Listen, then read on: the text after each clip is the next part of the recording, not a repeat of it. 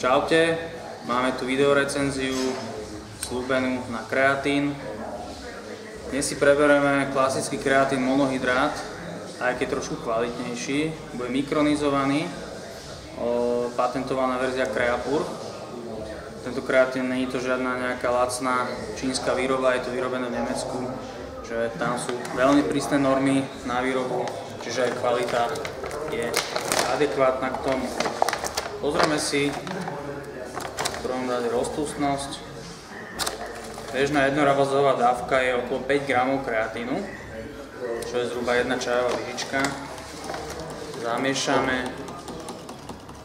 Vidíme, že rozpustnosť je výborná.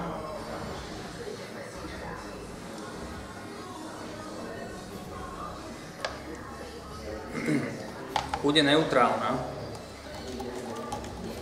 čiže nie je ani kyslý, ani horký. Výborné. Samozrejme, kreatín sa nezvykne piť čistý.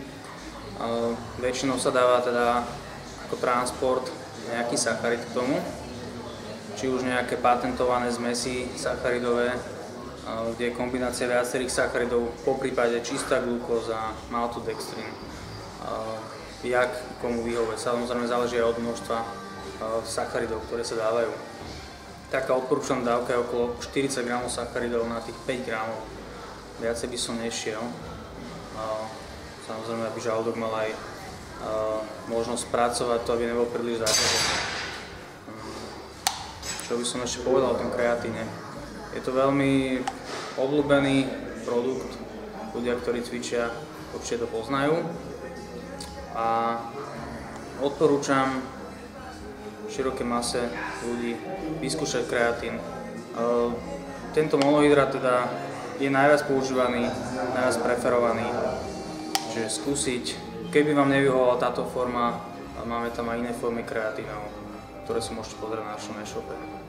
Čaute.